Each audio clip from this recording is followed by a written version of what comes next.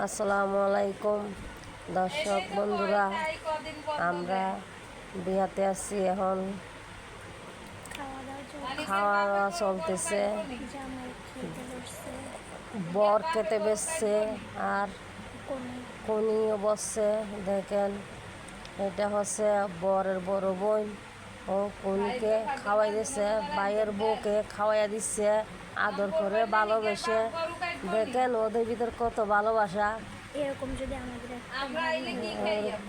ওরকম ভালোবাসা কয়জন কপালে হয়, সবার কপালে তো আর হয় না।